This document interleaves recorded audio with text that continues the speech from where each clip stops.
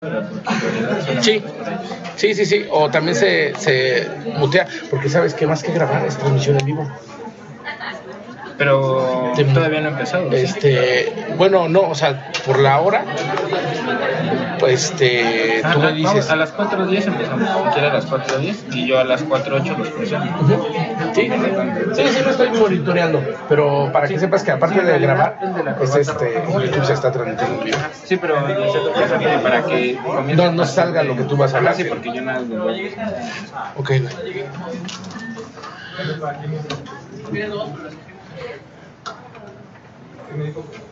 Vamos a iniciar 4:10, chicos, para darle un momentito a sus compañeros que llegan más. Que siempre pasa lo mismo, se inscriben mucho. Lo malo es que no se da de baja, entonces la gente que se queda afuera.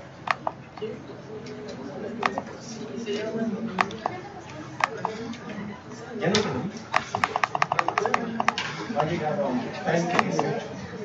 Ahorita cerrando la puerta ya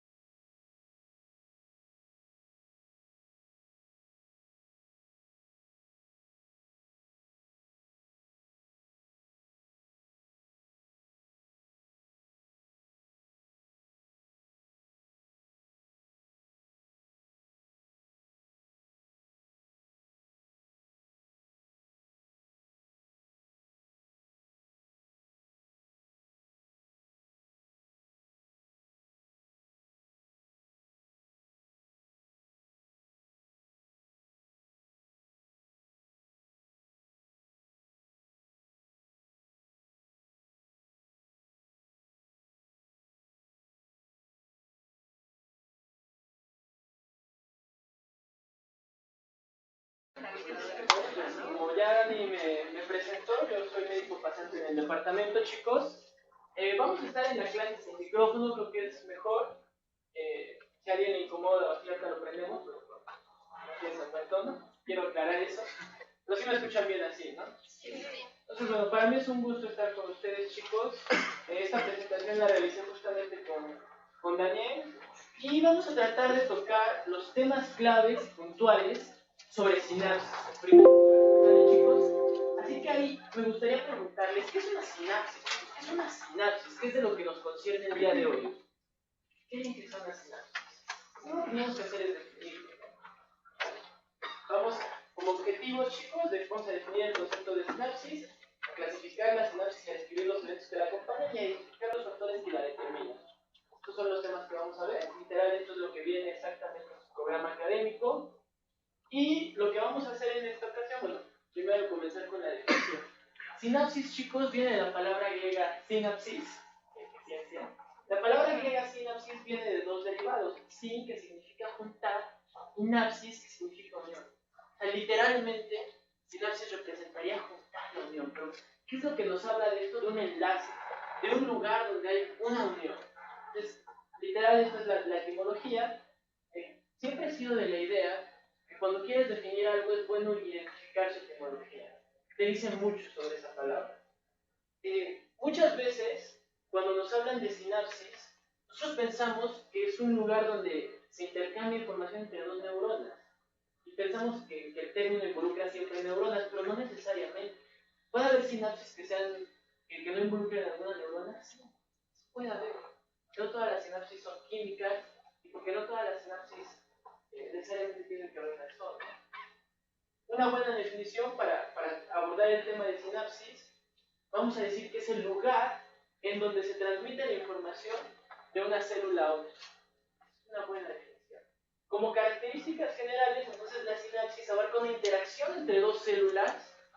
Usualmente, bueno, los libros nos describen que es una neurona y una célula muscular, no necesariamente. Es un lugar, la sinapsis es localizada. O sea, yo puedo decir, la sinapsis está en este punto. Inclusive no solo para la sinapsis química. Y otra característica de la sinapsis es que las sinapsis representan entonces áreas de contacto intercelular, áreas de contacto entre dos células. ¿Vale? Ahora, vamos a revisar los tipos de sinapsis.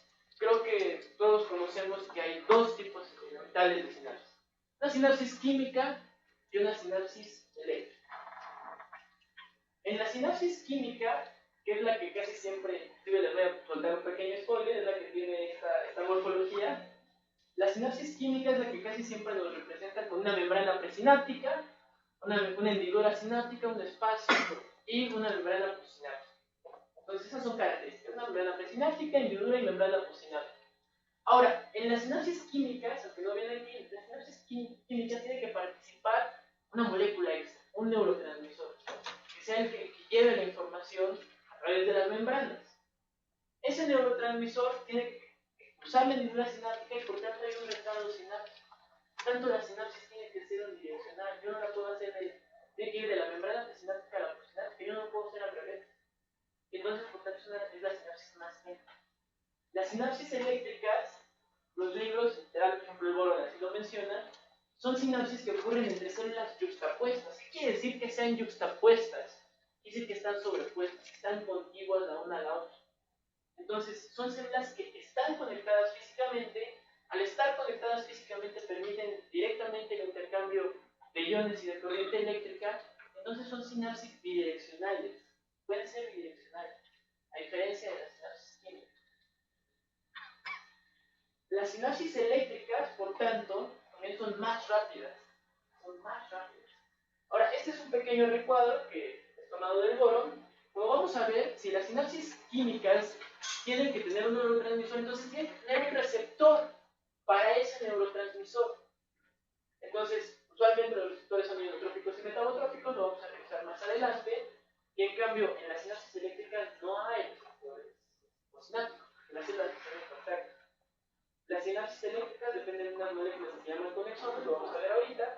Las químicas, pues, dependen de canales o proteínas G, y usualmente retrasan la transmisión instantánea en las eléctricas, es más rápido. las sinapsis químicas, en los metautrópicos, el efecto puede durar hasta mucho. Vamos a ver esto con calma. Vamos a empezar con las sinapsis eléctricas. Las sinapsis eléctricas dijimos que es en donde las células están yuxtapuestas. Es decir, es donde las células están en contacto estrecho. ¿Cómo es que se logra esto? Ustedes probablemente, en sus clases de histología, les hablaron mucho de las gap junctions, las uniones gap, las uniones en hendidura, ¿no? Inclusive, probablemente se los mencionaron mucho al hablar de uniones intercelulares.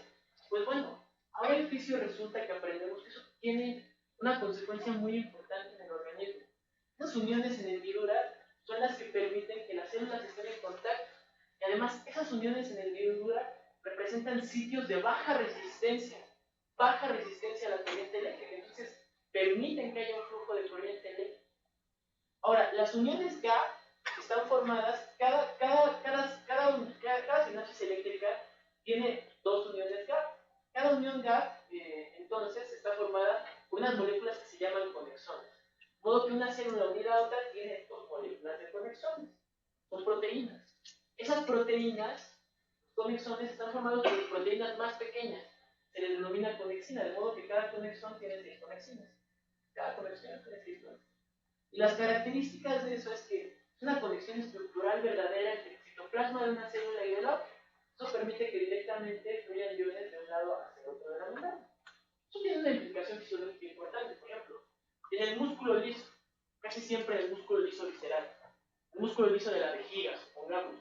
¿Por qué la vejiga, cuando se contrae el detrusor, por qué se contrae de manera al mismo tiempo todo? ¿Por qué no se contrae primero, no sé, la zona apical y después la zona basal de la vejiga? ¿Por qué se contrae de manera uniforme? Por esto, tiene uniones gap.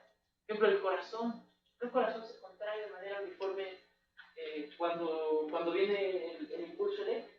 Por esta razón. Imagínense que si ahí tuviera que haber sinapsis eléctrica, no funcionaría esto, ¿verdad? Algo muy bonito. Entonces, se forma una vía de baja resistencia, permite directamente el flujo electrotónico de corriente. Es importante. Aquí no se están abriendo canales de sodio, no se están generando potenciales de acción, no. Flujo directo entre corriente. Y eso genera potenciales electrotónicos. Y eso tiene que ver con las características pasivas de cada membrana celular. ¿Sale? Lo que habían visto en la clase pasada de la teoría del cable y todas esas cosas. Básicamente es lo más importante de sinapsis eléctrica, en la que vamos a ahondar más, la más descrita y muy ampliamente empleada en el sistema nervioso central, en la sinapsis. Entonces, la sinapsis química, nosotros lo habíamos descrito, tiene una membrana presináptica, una membrana postsináptica y una hendidura. Creo que todos lo saben, ¿no? Desde la preparatoria. Si no lo conocen, todos conocemos eso. Ahora, usualmente esta sinapsis química, nosotros casi siempre cuando hablamos de la membrana presináptica, muchas veces decimos que es el botón terminal. Nos estamos hablando de que es la porción terminal de un axón, de un nervio. Entonces, en primer lugar, ¿qué es lo que ocurre en esa sinapsis? Aquí pues este es un esquema muy gráfico que incluye pasos, se los paso para que sea más gráfico. En primer lugar, en el botón terminal, en la parte final de esa membrana presináptica, de ese axón, supongamos, hay neurotransmisores que están empaquetados previamente en vesículas. Entonces, en cada botón terminal ya hay neurotransmisores empaquetados. ¿Qué es lo que ocurre? Supongamos que en el soma, en el cuerpo de un axón, inicia un potencial de acción. Nosotros aprendimos que de ahí la conducción va saltatoriamente, ¿no? Por los nódulos de la red. Se van despolarizando en los nódulos ciertas zonas, no es nada el canal de sodio. ¿Qué es lo que ocurre aquí? ¿Qué es lo que pasa cuando eso llega a la parte final de ese axón? En la parte final de ese axón, esas despolarizaciones evidentemente cambian aquí el potencial de membrana en reposo. Cuando cambian el potencial de membrana en reposo, ¿qué es lo que va a generar cuando el potencial de acción llega al terminal presináptico? Va a generar la apertura de canales que dependen de voltaje. ¿Y de qué son esos canales? Esos son canales de calcio. Entonces, si entra calcio a la célula, eso va a generar una respuesta. ¿Y qué va a generar esa entrada de calcio? Va a generar la fusión de las membranas, de la membrana del neurotransmisor, con la membrana presináptica. Entonces, ¿qué estoy aprendiendo aquí? Algo muy importante. Cuando se fusionan las membranas por exocitosis, se va a liberar de la hendidura presináptica del neurotransmisor. Voy de acuerdo en eso, ¿no? Ahora, ¿qué es lo importante? ¿Cuál es el evento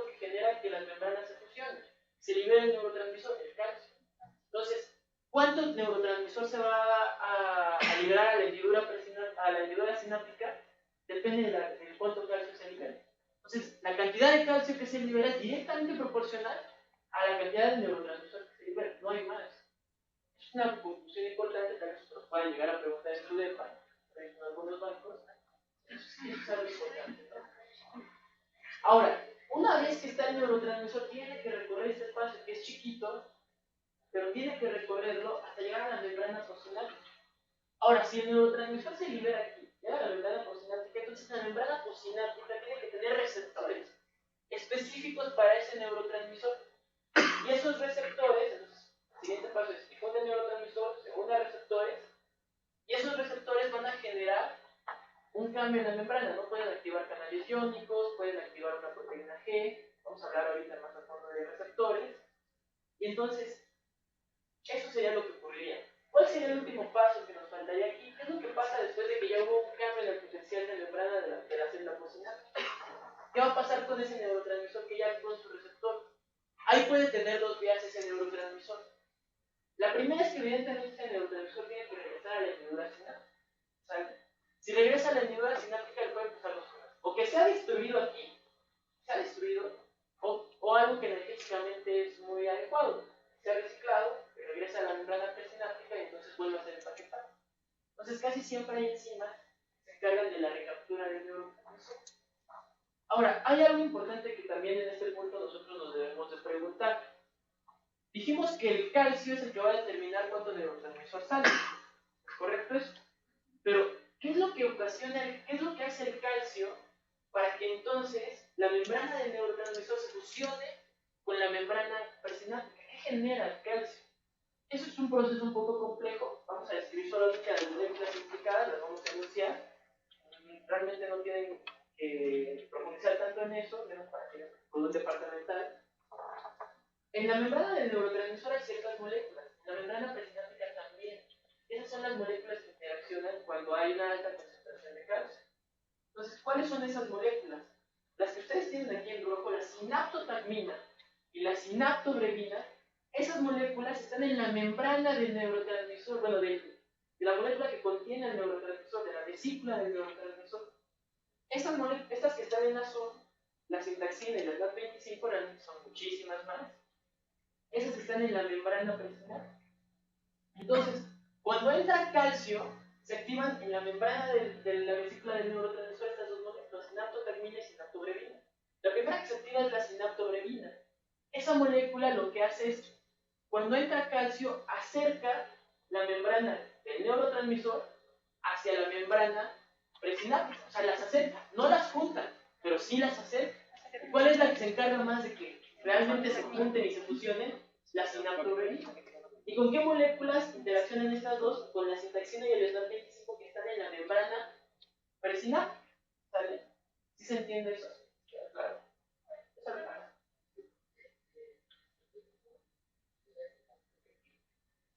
Sinaptobrevina. Las acerca. Y las que se encargan más de la fusión de la sinaptotagmina. Más complejo que eso. A grandes rasgos podríamos decirlo así. ¿Sale? La sinaptobrevina las acerca. Sinaptotagmina se encarga más de la fusión de las membranas. Ahora, pequeña consideración clínica. Así. Un poco más para la vida, para entenderlo, así, pequeños datos. Ustedes ya estudiaron microbiología, ya vieron sobre el Clostridium botulinum, sobre la toxina botulínica. ¿La toxina botulínica qué me genera, chicos? Ustedes ya estudiaron, todavía no es el tema de micro, por eso nadie lo sabe todavía. Parálisis flácida. Por ejemplo, si en la membrana presináptica se secreta acetilcolina, esa acetilcolina va a actuar en una célula muscular y la va a hacer contraer. Héctor nos va a hablar mucho de eso hoy. Entonces, ¿qué es lo que pasa? ¿Qué es lo que hace la toxina botulínica? La toxina botulínica inhibe la sinaptobrevina. Si inhibe la sinaptobrevina, jamás, aunque entre mucho calcio, jamás se fusionan las membranas de la vesícula del neurotransmisor con la membrana presináptica.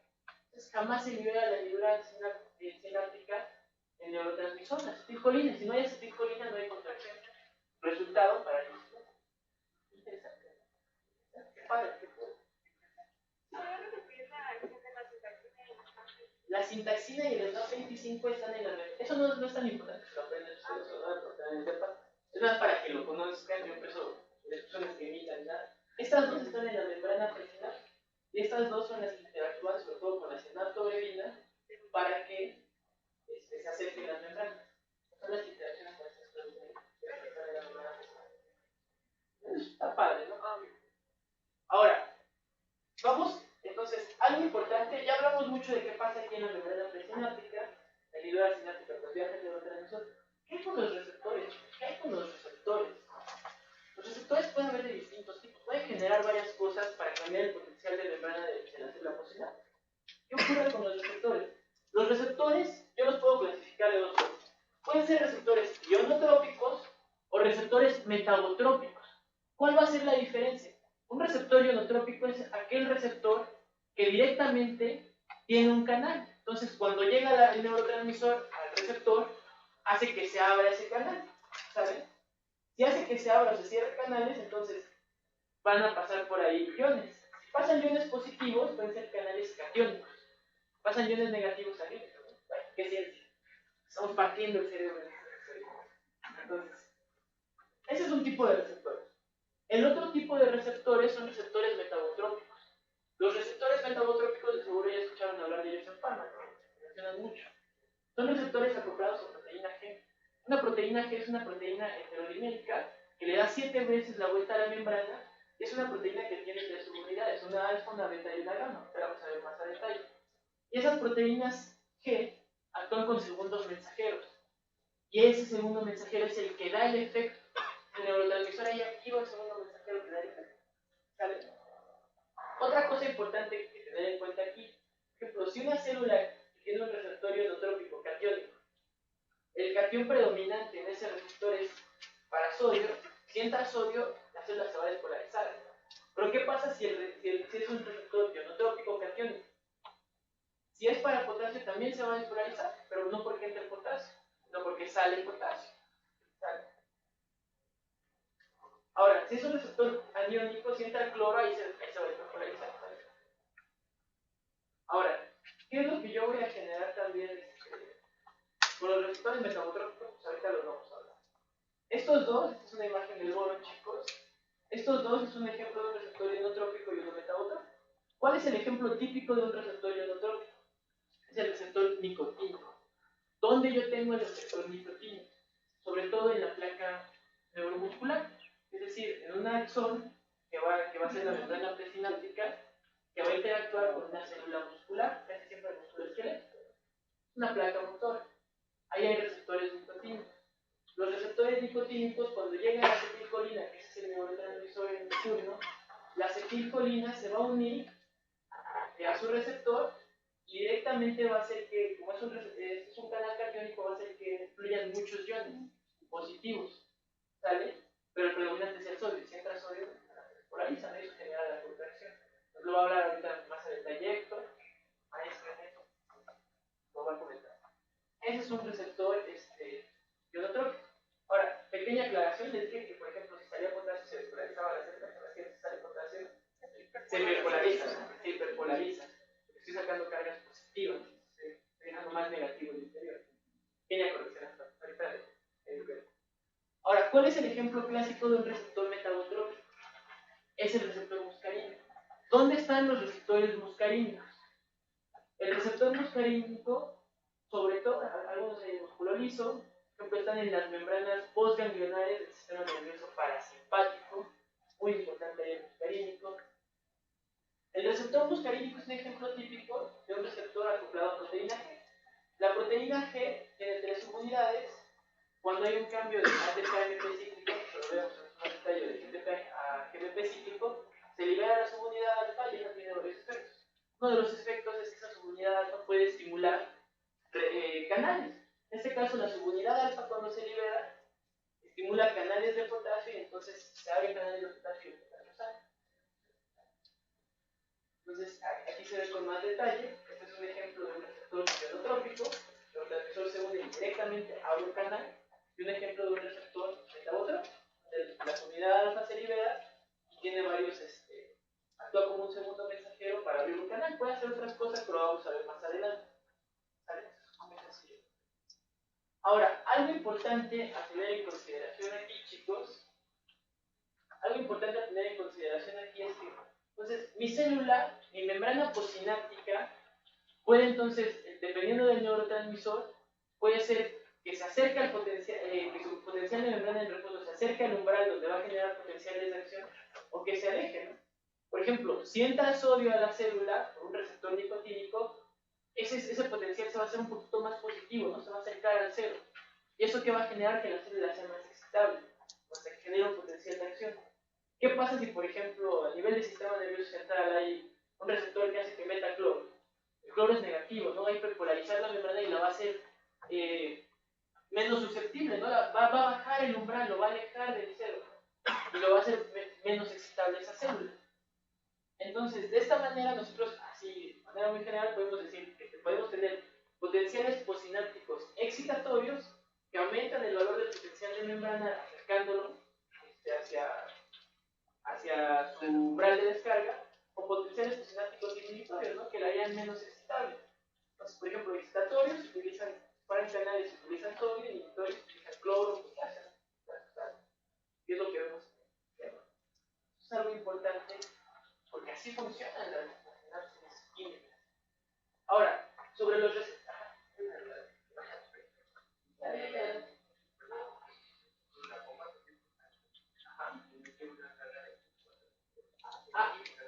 Es que la bomba de sodio-potasio no actúa por sinapsis. La bomba de sodio-potasio es una bomba que está en todas las células, ¿no? Y entonces la bomba de sodio y potasio está descrito que sí, hace ligeramente más negativo el potencial de membrana en reposo, porque es electrogénicamente negativa, ¿no? Va a sacar 3 cargas positivas y solo mete 2, ¿no? Son 32 lacras, ¿no? 3 Na. Una buena neurotécnica. Pero eso no es una sinapsis, eso es un tipo de transporte activo primario. Y eso es un transporte de la membrana, no es una sinapsis. Y requiere ATP, ¿no? Ahora, ¿sí? ¿Quedó claro? Entonces, ¿vamos bien, chicos? ¿No se han dormido? ¿Todo bien? ¿Alerta? Sinapsis, sí, ahora, respecto a los receptores metabotrópicos, los receptores metabotrópicos pueden actuar con una de estas 4 vías. Pueden hacer 4 cosas en la célula. En primer lugar, dijimos, ¿no? El receptor metabotrópico es aquel que tiene una proteína G, que tiene una subunidad gamma, beta y alfa. Casi siempre el neurotransmisor va a ser que se hidrolice GTP a GDP, puede ser ATP a AMP cíclico, y entonces eso va a hacer que se libere la subunidad alfa. La subunidad alfa puede tener 4 destinos. Número 1, que directamente estimule la apertura de canales, o el receptor muscarínico. Este es un ejemplo típico del receptor muscarínico. Algo interesante, dato curioso, ¿dónde yo puedo estudiar cómo estimula un receptor muscarínico? ¿Ustedes han visto el honguito de Mario Bros? Ese es cómo se llama, amanita muscaria. ¿Por qué? Porque si yo me lo como, estimula los receptores muscarínicos. Entonces voy a tener una respuesta del sistema parasimpático muy exacerbada. Voy a tener miliasis, diarrea. Algo padre, ¿no? Me rojo, en fin. Si yo comía la amanita muscaria, ¿no? Ahora, ese es un caso, ¿no? Eso no las notas, eso las Ahora, eso es lo que hace la subunidad alfa. Puede activar directamente a canales. ¿Qué también puede hacer? La subunidad alfa puede activar enzimas. Entonces puede hacer que haya más hidrólisis de ATP-AMP cíclico, que aumenten más las concentraciones de AMP cíclico, o que haya más hidrólisis de GTP-GMP cíclico. Y esas dos, el aumento en las concentraciones de AMP cíclico y de GMP cíclico, van a activar después otras enzimas. Por ejemplo, a unas enzimas que se llaman PKA o PKC. Y esas enzimas van a hacer efectos en el potencial de membrana. Esas enzimas van a generar el efecto. ¿Cuál es un neurotransmisor que actúa así? La transmisión dopaminérgica. Dopamina casi siempre tiene esta mecanismo. Hay 2 tipos, dopamina 1, D1 y actúa así. ¿Qué otra cosa puede hacer la subunidad alfa? ¿Cuál es otro camino? Que active directamente enzimas intracelulares. Casi siempre activa una enzima que se llama fosfolipasa C. Esa fosfolipasa C hace fosforilaciones en otras cosas, y es lo que genera el efecto. ¿Sale, chicos? Ahora, otra cosa que pueden hacer directamente la subunidad alfa es activar la transcripción génica. Eso vuelve más o menos susceptible a las células, ¿vale? Es el efecto de los receptores metabotrópicos.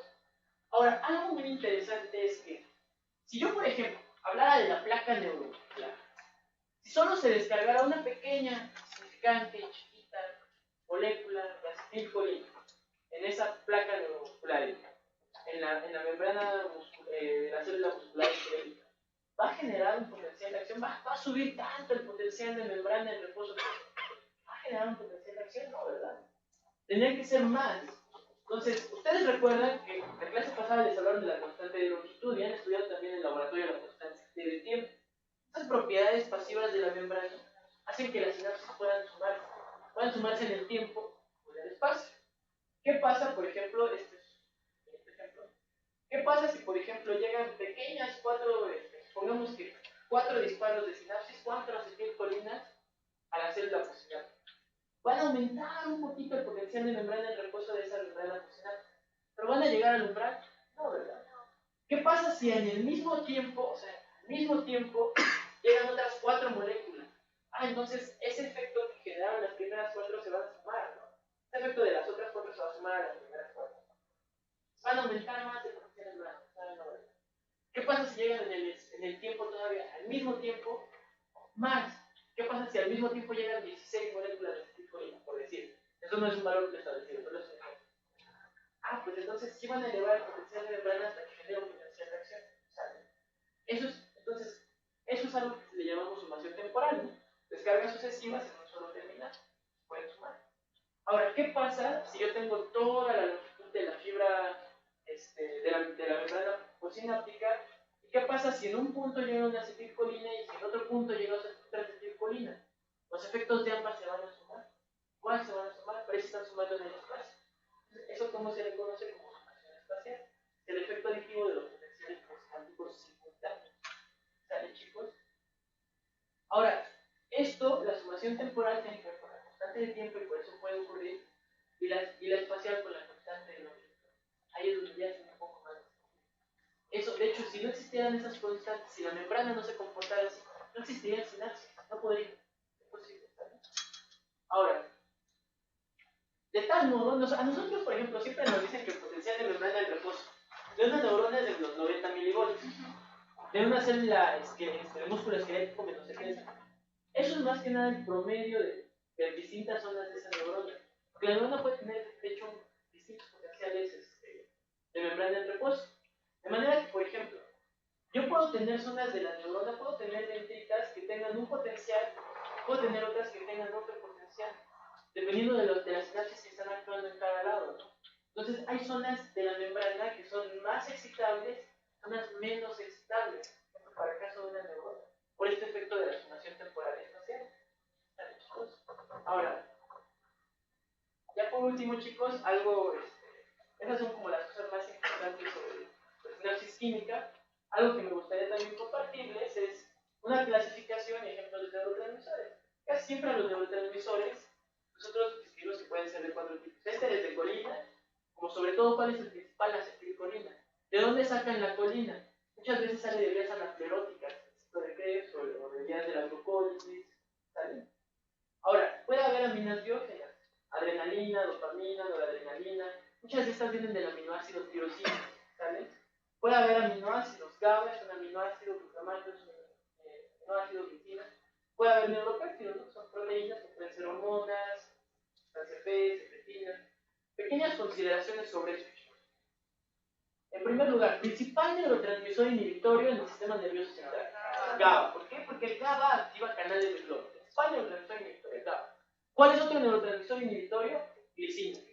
Principal neurotransmisor excitatorio del sistema nervioso central, glutamato. Glutamato, claro que sí, ¿sale? Ahora, acetilcolina. Casi siempre, ¿dónde está acetilcolina? En el sistema nervioso autónomo, en las fibras preganglionares, lo vamos a ver cuando veamos el sistema nervioso autónomo, en el músculo, los receptores de proteínas. Ahora, de las aminas biogénicas, adrenalina. ¿Dónde actúa adrenalina? Sistema nervioso simpático. Casi el sistema nervioso simpático, igual a la adrenalina. Ahora, dopamina. La dopamina es algo muy interesante. La dopamina se relaciona muchas veces con el placer. Que es uno de los neurotransmisores que tiene que ver con el placer. Aunque yo me sienta bien, yo me sienta así como, todo bien. Un ejemplo clásico. ¿Qué es lo que hace la cocaína? Llamado pericazo. ¿Qué es lo que hace el pericazo? La cocaína inhibe la recaptura de dopamina. Inhibe la recaptura de dopamina. Entonces, si inhibe la recaptura de dopamina, hace que la dopamina esté más tiempo en la membrana postsináptica. Entonces, si está más tiempo en la membrana postsináptica, yo voy a sentir mejor. ¿Cuál es el problema? Que el cerebro tiene una plasticidad muy limitada para esto, más bien muy amplia para esto. Entonces, vas a requerir mayores dosis después, más y más, se genera mucha adicción. ¿Sale? Entonces, por eso la cocaína es muy perico, muy adictivo. Interesante, ¿no? Ahora, hablando de otro neurotransmisor muy importante del sistema nervioso central, la serotonina. La serotonina. Es que mi compañero me dice todo esto. La serotonina. ¿La serotonina con qué está implicada? La serotonina casi siempre está implicada con el estado de ánimo. Es más, antes de pasar a la serotonina, otra cosa importante sobre la dopamina. Por ejemplo, yo estoy en Facebook, subo una foto así, hermoso como yo, tal cual. ¿Qué pasa si estoy en Facebook, subo una foto, soy hermoso, mucha gente le da like? Van a decir, yo me voy a sentir bien, dijeron que les gusta mi foto. Eso hace que estas pequeñas cantidades de dopamina. La dopamina genera mucha plasticidad, ¿no? Entonces, ¿qué va a pasar después? Que voy a requerir más.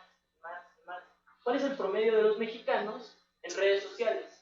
6 horas con 11 minutos al día. 6 horas con 11 minutos al día. Probablemente tenga que ver. La serotonina. ¿Qué es lo que hace la serotonina? Tiene que ver con mi estado de ánimo. Yo me sienta bien. Personas que tienen depresión, una depresión mayor, real, que cambia la funcionalidad de la persona, que hace no ir a trabajar, que hace perder relaciones sociales. No que yo me sienta feliz. No.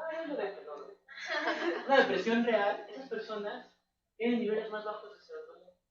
Entonces, ¿cuál es el tratamiento con el que mejoran muchísimo? Y el de primera línea, que yo le dé un fármaco inhibidor en la recaptura de serotonina. Porque ¿qué va a hacer? Que esa serotonina esté más tiempo, haga más efecto, ¿no? ¿Cuál es ese fármaco? La fluoxetina. Dato para fármaco. Algo importante, de la acetilcolina, algo que no les había hablado.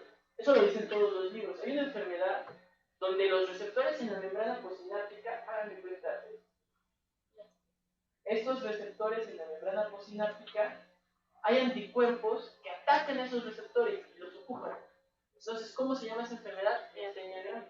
¿Y por qué se va a caracterizar por debilidad? ¿Por qué? Porque aunque haya acetilcolina, los receptores ya están ocupados. ¿Sale? Algo así, ¿no? Para que lo recuerden, esa debilidad casi siempre es peor en las noches. ¿Por qué? Porque en la mañana cuando se levanta el sujeto, tiene cierta cantidad de acetilcolina que va a llegar a los receptores. Si todavía no están, si hay poquitos que no están ocupados por los anticuerpos, van a actuar ahí. Pero en la tarde que requiera de más receptores, que requiera de hacer más contracciones, actividades, no sé, subir al sexto piso, a sus asesorías, etc., pues entonces se va a fatigar. Eso les va a decir las personas, me fatigo más en la noche. Ya para acabar, sobre hablar un poquito de ejemplos de neurotransmisores, GABA es el principal inhibidor a nivel del sistema nervioso central. ¿Cuál es un potente excitador de la transmisión GABAérgica? El alcohol. El alcohol. Vaya. ¿Por qué? El alcohol, con poquitas cantidades de alcohol, más o menos 1 o 2 unidades de alcohol, 1 o 2 de cerveza, el alcohol estimula mucho la transmisión GABAérgica. Entonces, GABA inhibe. Entonces, el alcohol, ¿qué es lo que va a hacer? Más bien, no la estimula, la inhibe. El alcohol inhibe la transmisión GABAérgica. Entonces, el alcohol inhibe la inhibición. ¿Y qué pasa si tú llegas a zonas frontales donde está mi conducta, mi pensamiento, la organización de mis ideas? ¿Qué es lo que va a pasar? Estoy inhibiendo la inhibición, me voy a desinhibir. Voy a tener comportamientos que usualmente no hago. Eso es lo que pasa. También el alcohol estimula un poquito la transmisión glutamatérgica. Estimula la transmisión glutamatérgica, estoy estimulando la excitación. Si inhibo la inhibición, estimulo la excitación. Resultado, no sé si les ha pasado, les dicen mira a esa chica o mira a ese chavo, está muy feo. Unas cervezas después, son esas los están delatando. Esas los están delatando. ¿Sale? Es muy importante siempre entender qué hacen los distintos neurotransmisores, ¿sale? A grandes rasgos, eso es lo importante que conozcan. De hecho, va acorde a los objetivos. Siempre los objetivos, ustedes ven el temario y les dicen identificar, enunciar, explicar, representan distintas cosas. Si me piden enunciar los distintos tipos de sinapsis, solo es necesario. vienen a explicarlos aquí en estudios, como un pequeño concepto. Y bueno, todos estos, por ejemplo, la sustancia P de los neuropéptidos tiene mucho que ver con el dolor. Entonces, más o menos eso sería lo más importante de sinapsis. No sé si tengan alguna duda, comentario, aclaración, queja, chicos. ¿Algo que no haya quedado claro, chicos? Ajá. Glicina es inhibidor. Glutamato es el principal excitador en el sistema nervioso central. ¿Sale? Yo tengo una duda. Sí. En la médula espinal el principal excitador. Inhibidor. En la médula espinal. Es una buena aportación. Médula espinal, ahí es más la reacción de glicina. Ahí no hay. ¿Ahí no graba? Pues está bien, pero no vale. Pero no es más glicina. ¿Vale? Sí. La serotonina tiene que ver con mi estado de ánimo, con estar feliz, con sentirme bien. Personas con depresión tienen niveles bajos de serotonina. ¿Cuál es un tratamiento que les dan? Un inhibidor de la recaptura de serotonina. Si no se recaptura la serotonina, se queda más tiempo en la membrana postsináptica. Entonces, está más tiempo en su sitio activo y dura más tiempo el efecto de la serotonina. Así aumenta los niveles de serotonina. ¿Sale? Pero no, eso sí.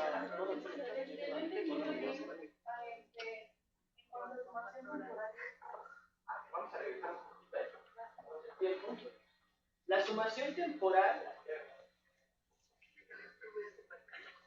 sumación temporal se refiere a que qué pasa si llegan dos neurotransmisores iguales al mismo tiempo a la membrana.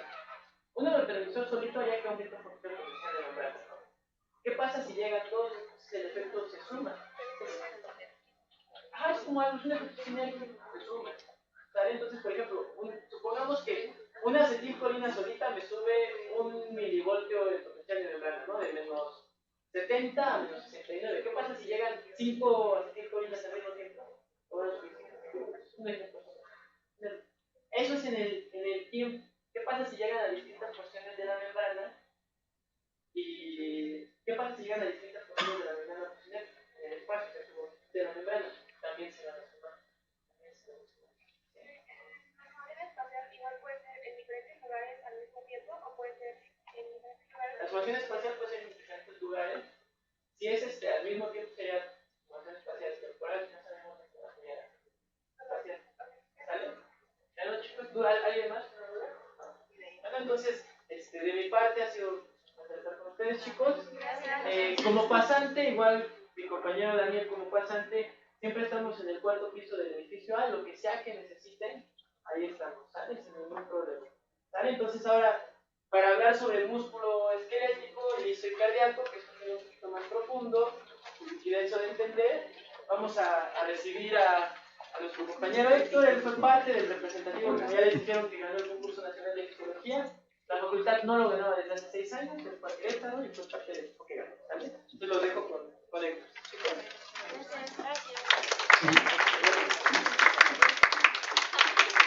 Y bueno, pues ahora ustedes siguen de ganar, ¿no? Mantener de sumación, entonces sí les quedó claro. ¿Quieren que les ponga como un pequeño ejemplo? ¿Sí? ¿Sí que? Ok.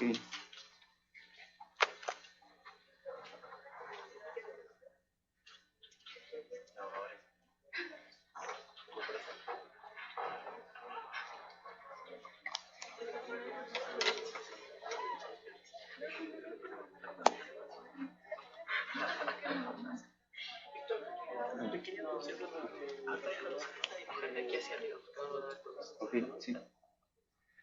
Bueno, aquí sería como un ejemplo. El rectángulo cuadrado sería como una tina, ¿ok? Una tina pues, cualquiera. Entonces intentaríamos llenarla de agua, ¿no? Hasta cierto punto. Este punto, pónganle como 1 litro, ¿no? Que sería equivalente a, no sé, al nivel al cual se despolariza, ¿no? Entonces, en el ejemplo de sumación temporal, aquí tendríamos, sería como una manguera, ¿ok? Una manguera azul. Entonces, para llenar esto, necesitaríamos abrir la llave muchas veces, ¿no? Entonces, no sé, sería como un estímulo, después otro, entonces empezaría como a llenarse. Ahí va un estímulo, bueno, abrimos la llave una vez, 2 veces, 3 veces, hasta 4 veces. Eso es sumación temporal, una misma manguera, ¿ok? Entonces, con una sumación espacial, o sea, del espacio que hay como más mangueras o más sinapsis en este caso, pues, digamos que tenemos dos, entonces, pues ya no necesitamos como las mismas veces para alcanzar esa cantidad de agua, ¿no? ¿Sí? Más o menos. Entonces, Uno tendría que ver entonces con la frecuencia. ajá, con la frecuencia, exactamente. Pero pues obviamente no es como que tengas una frecuencia de ahorita y después en una hora, tiene que ser con un espacio muy corto. Porque, o sea, podríamos suponer que tiene una pequeña fuga, ¿no? Entonces, pues si se está drenando un poco, hay que hacerlo más seguido y así se va llenando. Y así hasta que se alcance el potencial de acción. ¿Sí? Pues bueno, ahora sí, con el músculo esquelético cardíaco liso, pues bueno, se han checado su temario, pues aquí tienen como los puntos en general. Ahora, pues un contexto, esto ya lo han visto en anatomía, en histología y demás. Pues primero vamos a empezar con bueno, con el músculo como tal, ¿no? Tiene fascículos, tiene las fibras musculares, también los conceptos de endomisio, perinicio y epinicio, supongo que ya los conoces, no voy a entrar mucho en ello. Esto igual ya lo deberían conocer como de histología, pero pues una sarcómera va desde una línea Z hasta otra línea Z, ¿no? Entonces tenemos también las bandas A, las bandas I. Las bandas ¿a quién contienen? A los filamentos de miosina, exactamente. Y las bandas I, a los filamentos de... Bueno, pues aquí podemos ver. Ahora, los filamentos finos como tal tienen la actina F, que es F de filamentos, que está formada por muchas unidades de actina G, que es actina globular, muchas bolitas que van haciendo como una cadena, como una pulsera, digamos. Y bueno, la actina más la troponina más la tropomiosina es un filamento fino, que es lo que podemos ver acá. Todo este es el filamento fino que va a estar en qué banda. Muy bien, entonces esto, lo verde que tenemos, pues es la actina, la cadena de actina, y esto que lo está como enredando, digamos, es la tropomiosina. ¿De qué se encarga la tropomiosina? Exactamente. Y bueno, también se unen las diversas troponinas que tenemos tres, la T, la C y la I. La I es de inhibición, la C es de, la T es de tropomiosina, porque se une a la tropomiosina, ¿no?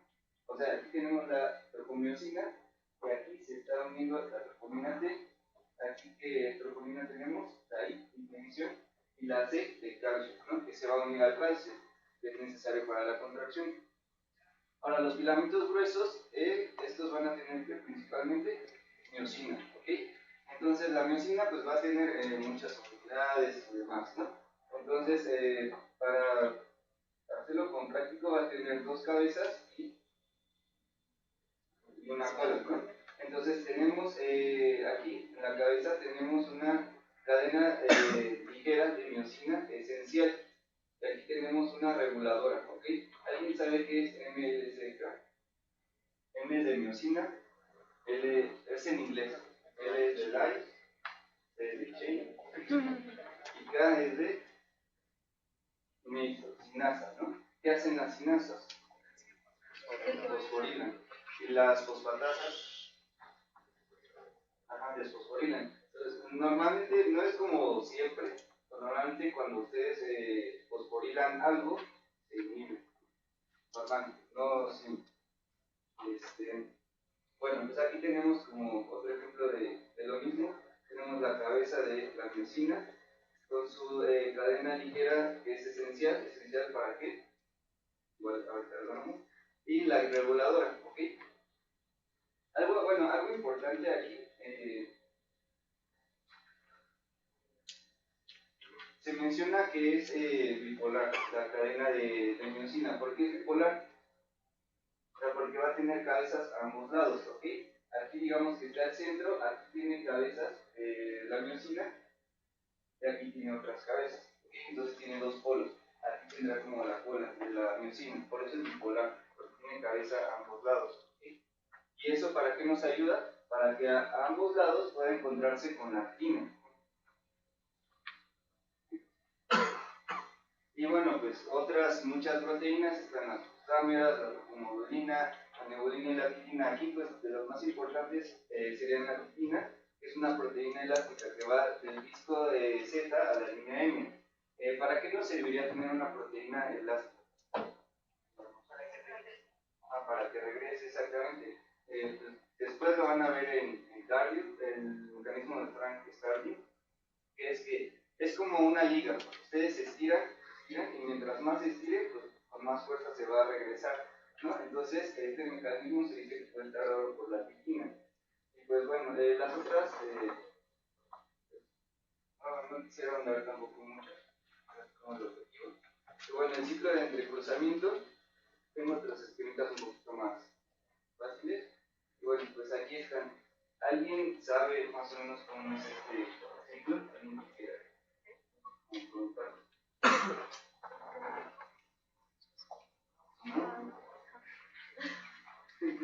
Pues bueno, aquí ¿qué podemos ver? ¿Esto qué sería? La tina, exactamente. ¿Y esto que está aquí abajo? La cabeza de La cabeza de miocina. A esta cabeza de miocina se le va a unir ¿qué? Exacto. Entonces, aquí están ¿qué? ¿Unidos o separados? Unidos. Entonces, ¿qué hace que se separe la cadena de miocina de la tina? Exactamente. Entonces, ¿han escuchado del rigor mortis? Que es cuando los muertos pues, están rígidos, contraídos. Entonces, un muerto evidentemente ya no puede generar más ATP, ¿no? Entonces, si ya no genera más ATP, pues los músculos, como se quedaron, se van a quedar así, unidos. Entonces va a ser muy difícil estirarlos, separarlos, porque se necesitaría ATP para que se separe y se pueda relajar. Entonces, posteriormente, este ATP sigue unido. Pero ¿qué hace la miocina, la cabeza de la miocina? Separa, escinde este ATP, entonces nos genera ADP y un fósforo. Pero esto no lo suelta como tal todavía. Entonces, después, ¿qué va a pasar? Después, aquí, ¿estamos? Después se va a volver a unir, ¿ok? Entonces, ¿qué es lo que separa las cadenas? El ATP. Pero si después ya no tiene ATP, sino que tiene ADP y fósforo, bueno, se va a volver a unir, ¿no? No estoy impidiendo que se vuelva a unir. Entonces ya, creo que no sé, bueno, entonces ya, se vuelve a unir la miocina con la actina, ¿ok? Después, ¿qué pasa? Aquí que está haciendo falta. Ajá, exactamente, el grupo fosfato. Entonces, soltó el grupo fosfato, pero vean la posición de la miocina, está así, estirada, ¿no? Entonces, después de que suelta el grupo fosfato, da un golpe, el llamado como golpe de poder. Entonces, ¿esto qué va a hacer? Pues, si estaba agarrando la actina acá, después hace esto, lo está jalando. Entonces, eso es lo que hace que se acerquen las fibras de la actina. ¿Ok? ¿Sí, más o menos? Ok, entonces, primero que tenemos, están unidos, ¿no? La actina con la miocina. Posteriormente se une ¿qué? Exactamente. ¿Y qué pasa? Se libera. Entonces se libera, pues ya está solito. ¿Y qué hace la miocina con el ATP? Se rompe el ADP.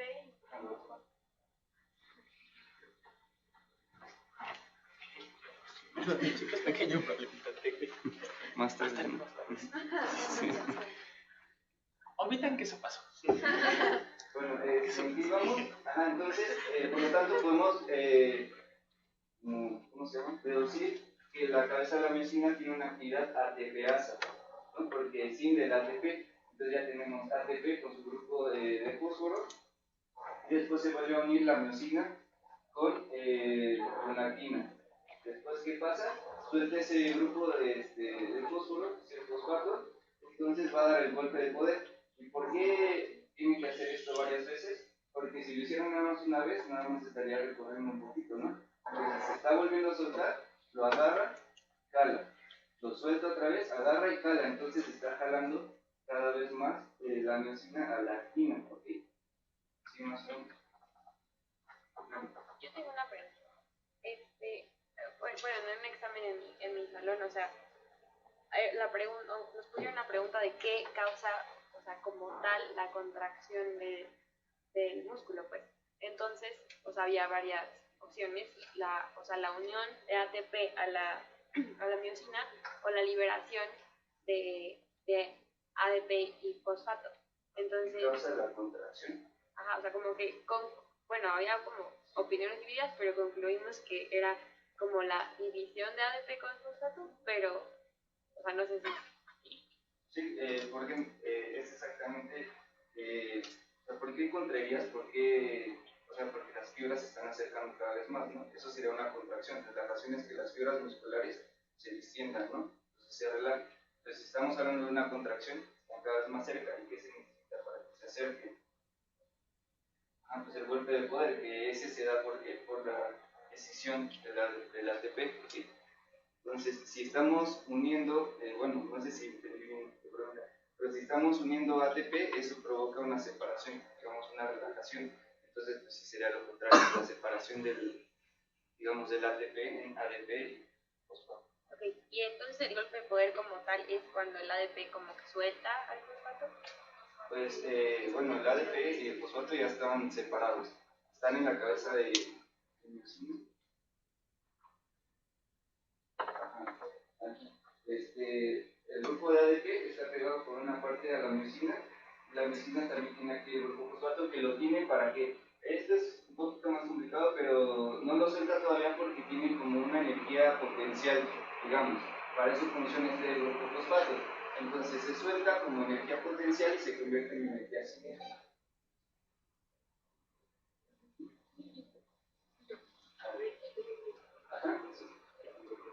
¿Qué tienen dudas? Y entonces el fenómeno que hace que se contraiga el músculo sería la liberación del fosfato de la cabeza. Exactamente, la liberación, pues aquí vemos, ya está unido, se libera, ya se hace como un cambio de conformación esta cabeza y el cuello de la miosina y se regresa, y esto sería lo que es la contracción, se está acercando las fibras. En realidad, como que es un poquito más complejo, para mí estaría mal simplificarlo tanto, pero pues sí, básicamente. Ajá, pues, o sea, todo esto último, esto sería lo que se estaría encargando de la contracción, ¿no? Pero pues a mí me gustaría simplificar tanto, pero pues los últimos pasos son los que están generando ese acercamiento de las fibras.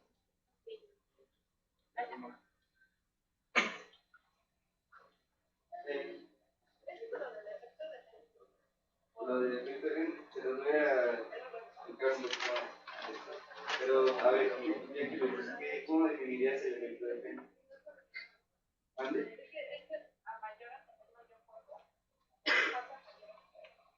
Ahorita. Entonces, músculo liso. ¿Qué diferencias tendríamos en el músculo liso?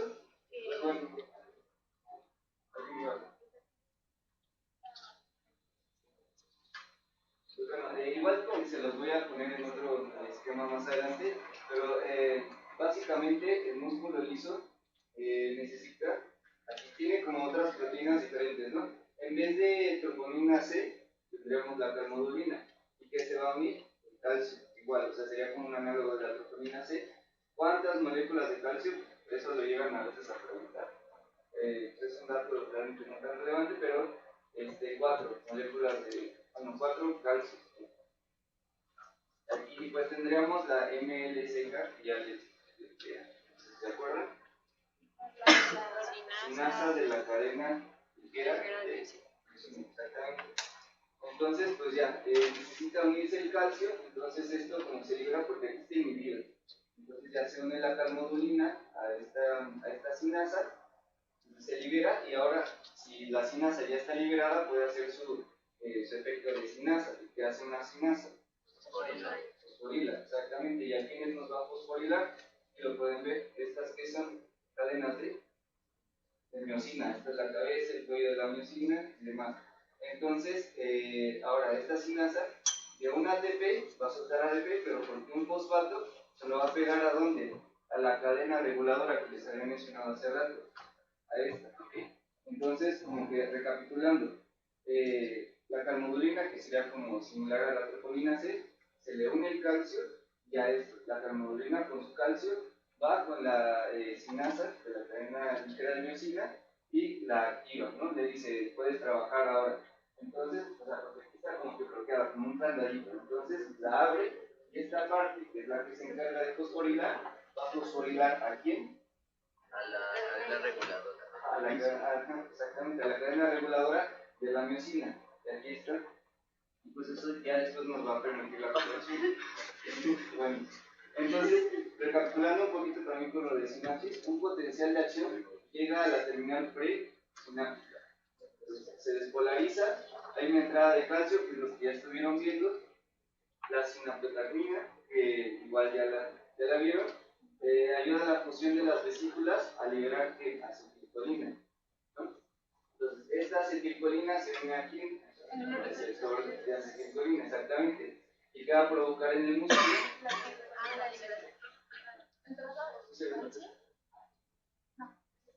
Bueno, la despolarización del músculo. Entonces se genera un potencial de acción a través de los túbulos T, ¿se acuerdan más o menos de los túbulos T, ¿no?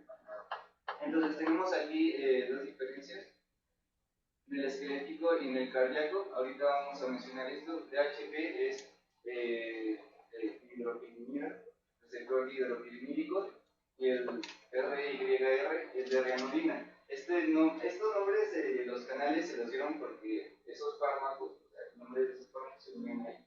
Por eso se llama receptor de rianolina, ¿no? Porque se unía la rianolina a ese receptor, o a ese canal. Entonces ya, posteriormente tenemos una liberación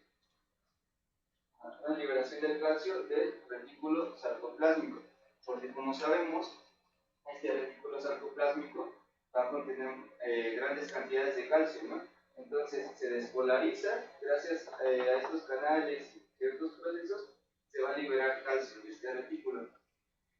Entonces, bueno, igual ahorita vemos lo del músculo liso, pero igual llevaría todo a una liberación de calcio. Entonces aumenta el calcio intracelular, obviamente. Se une a la troponina C. ¿En qué tipo de músculo? Esquelético y cardíaco. Y se une a la calmodulina en el liso, exactamente. Entonces, esquelético y cardíaco, hay un cambio conformacional de la troponina que descubre los puntos activos de la actina, ¿okay? Para que se pueda pegar la miosina. De la tropomiosina, que es todo lo que mencionaba, que estaba como cubriendo eso, estaba cubriendo. Y del músculo liso hay una activación del MLCK, que ya les expliqué, fosforilación de, bueno, prácticamente lleva un aumento de la actividad ATPasa, que igual ya les expliqué. Esta ATP, exactamente. Esta MLCK es fosforilar, bueno, le añaden fósforo a la cadena de miosina. Entonces, ya este es el ciclo de entrecruzamiento. ¿Y cómo se termina? Con cerca y MLCP. Cerca, pues, sí lo deberían como conocer bastante. ¿Alguien sabe qué es? La bomba de calcio. ¿Dónde?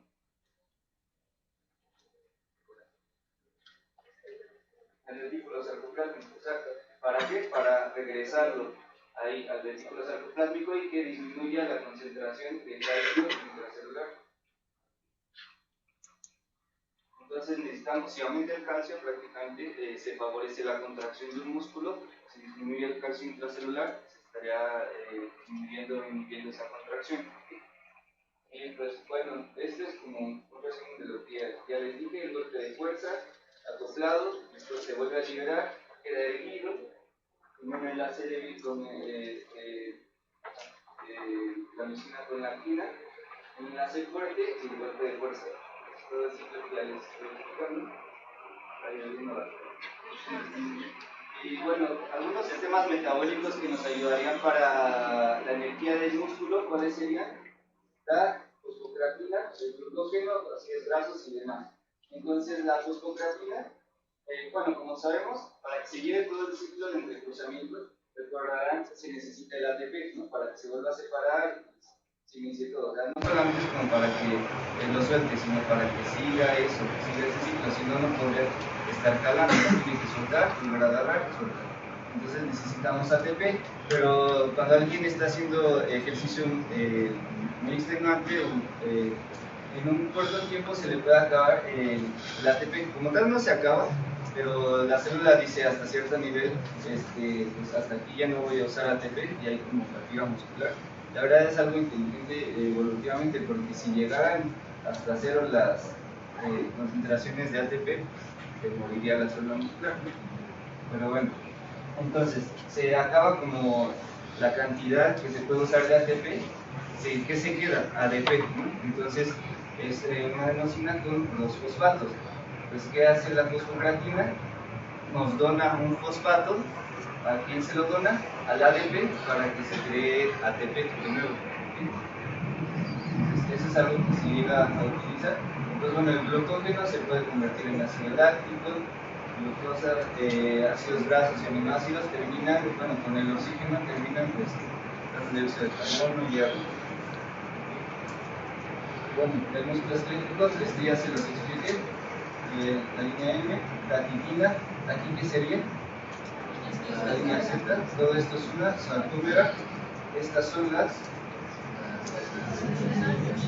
¿Por qué era bipolar? Porque tenía cabezas a ambos lados que les permite unirse a la lactina, exactamente.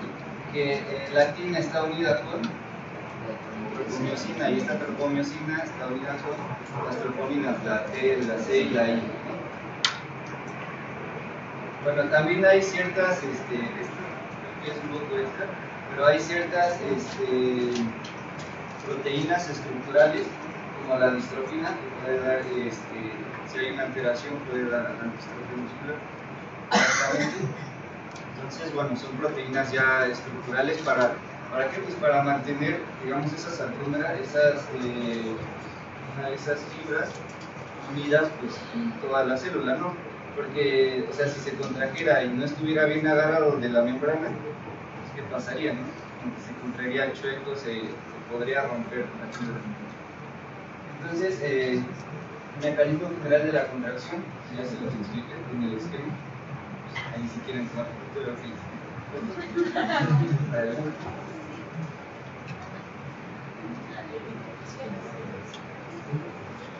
Esto es básicamente lo que ya les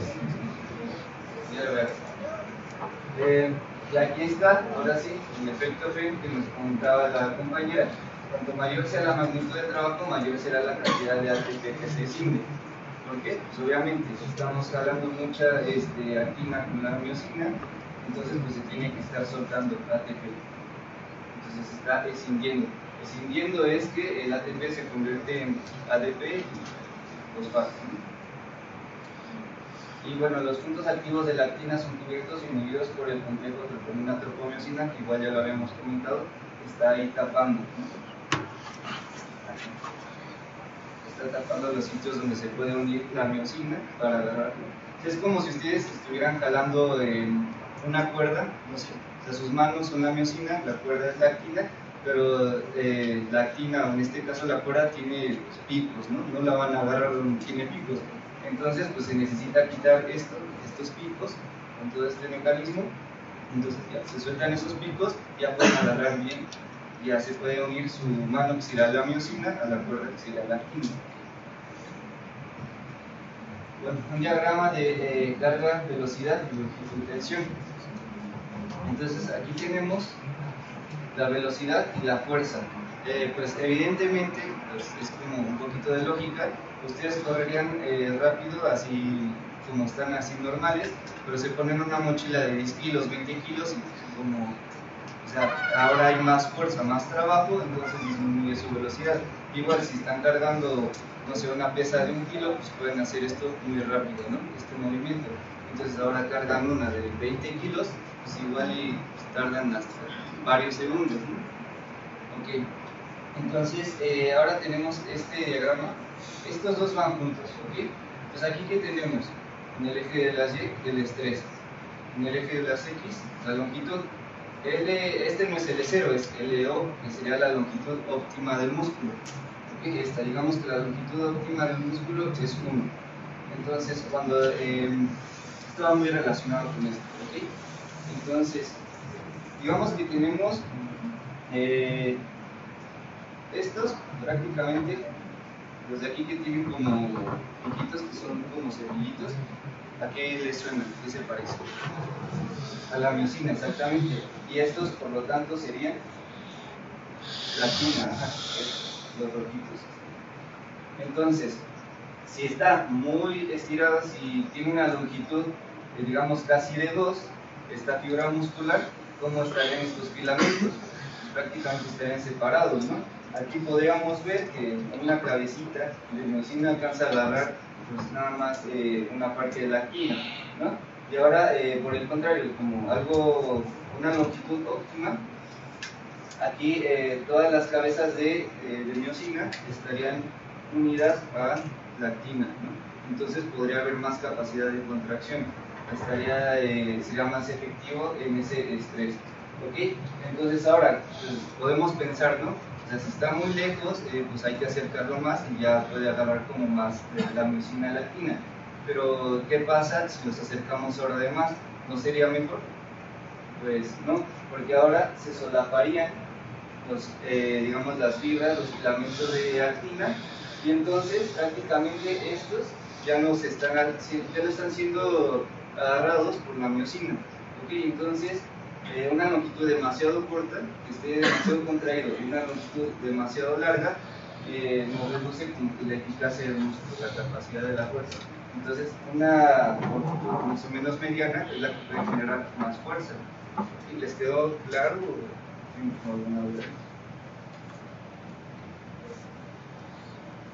Bueno, las fuentes de energía, como ya les había dicho, el ATP puede durar como 1 a 2 segundos, las reservas, la fosfocreatina daría para hasta 5 a 8 segundos, la glucólisis 1 minuto, y bueno, el metabolismo oxidativo es aproximadamente el 95% de la energía, y pues la eficiencia de la contracción muscular, bueno, de todo esto, de las fuentes de energía, es del 25%. ¿Alguien me está razonando? Ya, ahora, los tipos de contracción que tenemos, el isométrico y el isotónico. Iso, ¿qué significa? Igual, métrico, pues, ¿qué son los metros? Pues es longitud, ¿no? Isotónico, el tono, ¿no? O sea, ¿qué tan contraído está? Ok, entonces isométrico, aquí tenemos la longitud de nuestro músculo, ¿no? Aquí tenemos una carga, pongamos de 1 kilogramo, ¿no? Entonces, posteriormente, en este mismo esquema, se le pone una carga ahora de 5 kilogramos. Varió la longitud de este músculo, pero ¿qué necesitaría el músculo para que siga la misma longitud? Si ahora en vez de 1 kilo tiene 5 kilos. Estaría aumentando como el trabajo del músculo. Entonces aquí podemos decir que el músculo está pues, bien tranquilo con 1 kilo, y aquí ya está más estresado con 5 kilos. ¿Por qué? Porque si no estuviera estresado, estos 5 kilos hubieran jalado el músculo, digamos, hasta acá, ¿no? Se hubiera estirado todavía mucho más. Entonces logra esta contracción isométrica gracias a que aumenta la fuerza. Ahora, isotónico, ¿por qué entenderían por esto?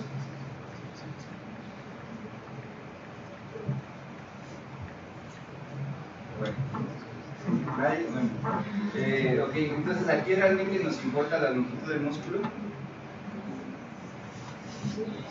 en el isotónico. Pero realmente, bueno, así como. No nos importaría como mucho. ¿Por qué? Porque ¿qué es lo que nos importa? Que sea la misma tonicidad, la misma fuerza de ese músculo.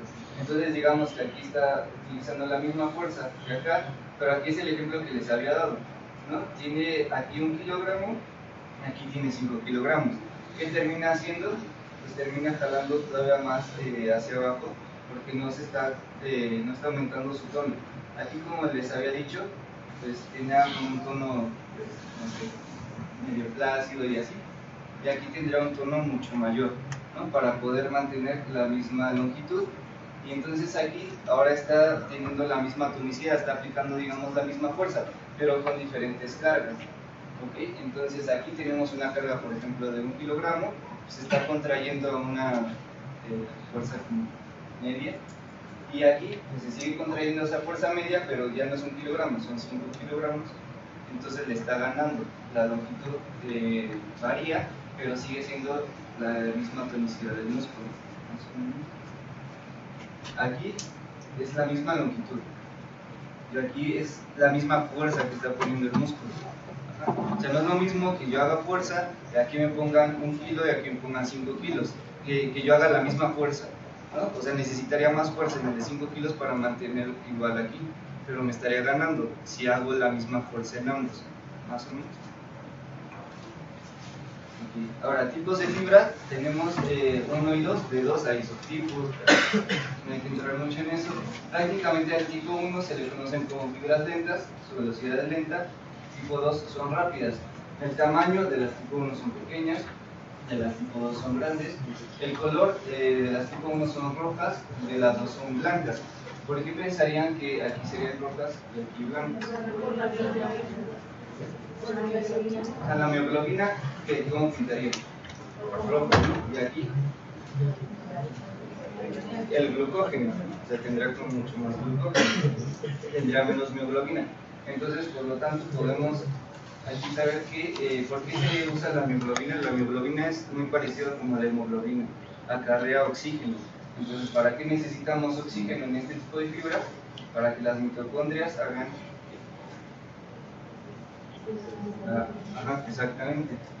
Entonces, pues aquí en el tipo 2 no tenemos muchas mitocondrias, entonces no necesitamos tanto oxígeno, no hay tanta mioglobina, pero pues sí se necesitan grandes reservas de glucógeno, ¿okay? Que terminaría siendo la glucólisis anaerobia. Se está desgastando mucho, pero necesita por eso mismo grandes reservas. Entonces, pues la glucólisis pues, aquí aumenta, y tanto la fuerza tienen mayor fuerza de las fibras. Ahora, algunos conceptos. La unidad motora son todas las fibras musculares inervadas por una única fibra nerviosa. Estos conceptos son muy importantes. Entonces, ¿de cuántos puede ser? De 2 o incluso 3 hasta cientos. En promedio son de 80 a 100. Ahora, las macrounidades bueno, es que esto es polio. Ahora, podemos hablar de sumación. ¿Sumación de qué? No hablaríamos de sumación de sinapsis como tal, hablaríamos de sumación de fibras musculares, ¿ok? Entonces, por ejemplo,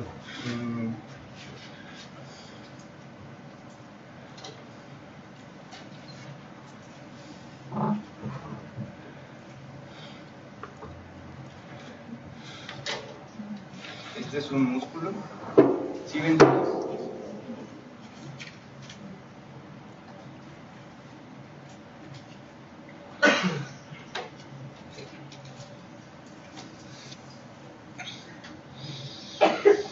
Ahora digamos que este es un músculo como tal, entonces, ya se pregunta.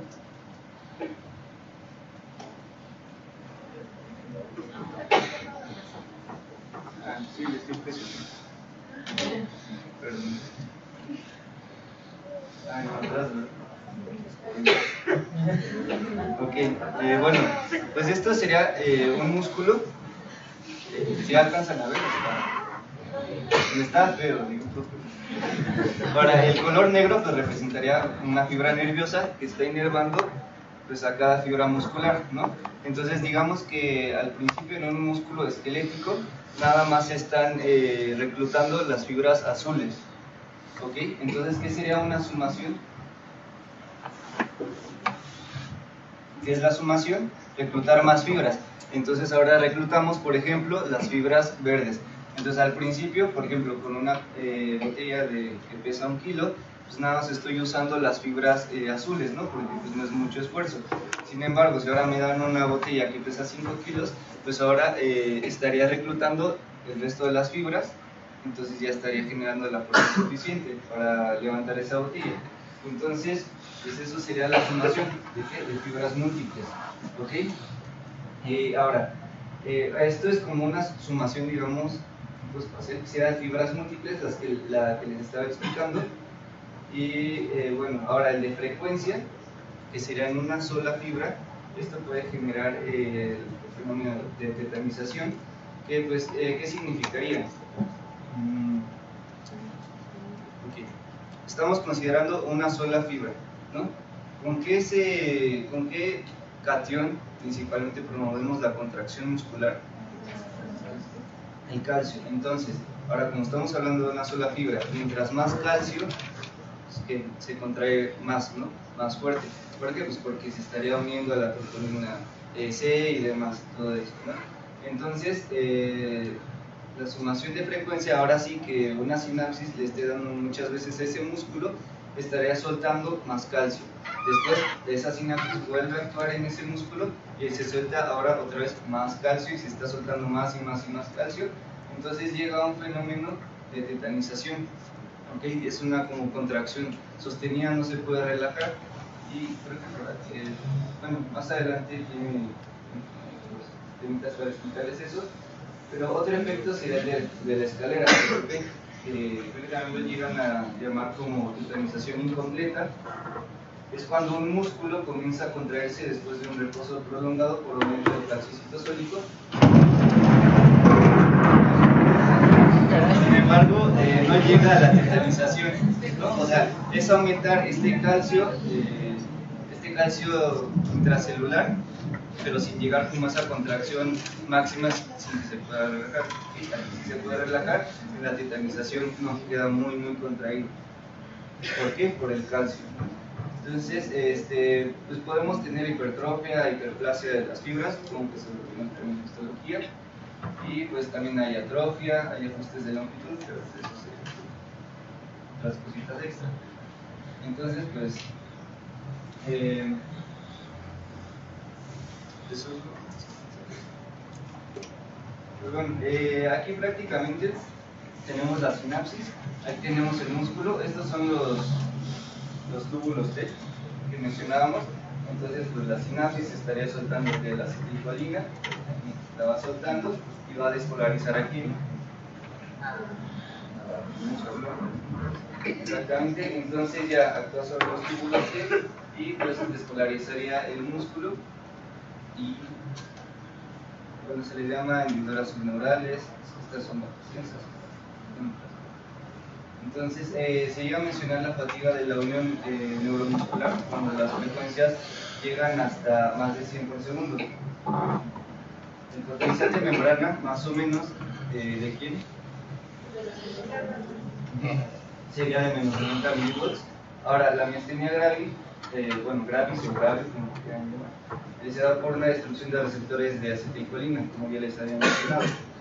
Entonces, aquí tenemos estos azules, son acetilcolina, ¿no? Entonces, los receptores, ¿dónde estarían de la acetilcolina? O sea,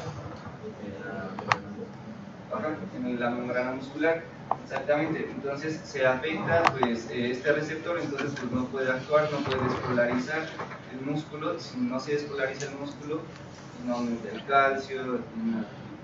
Entonces, algo curioso aquí, la acetilcolina se va quedando acá, después se recicla por la acetilcolinesterasa, ¿no?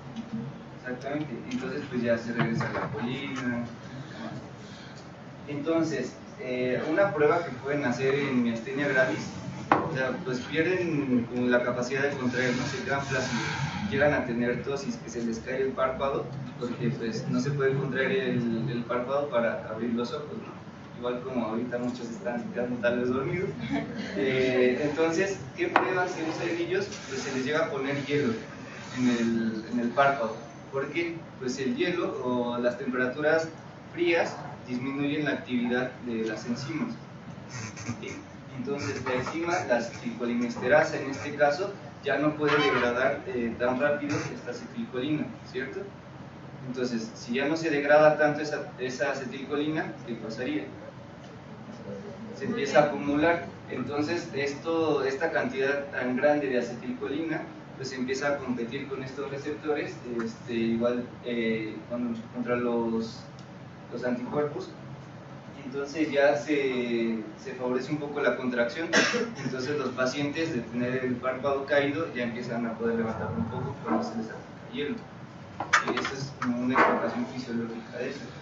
¿Y por qué? Pues recordarían entonces con este ejemplo la acetilcolinesterasa, que la acetilcolina ayuda a la despolarización del músculo esquelético. Entonces aquí tenemos esto, que tomen foto, anótenlo, porque a veces llegan a preguntar con estos ejemplos. Pues bueno, la miastenia gravis ya se las expliqué, el curare compite con la acetilcolina en el receptor, ¿no? La toxina botulínica, como ya había mencionado, Josué, bloquea la liberación ¿de quién? De acetilcolina. Metacolina, carbacol y nicotina son agonistas ¿de quién? Del receptor de acetilcolina. Entonces, si se pone un agonista en este receptor, se despolariza, ¿no?, el músculo. Entonces, pues, ¿qué podría provocar? Un espasmo, porque se contraería mucho, ¿no?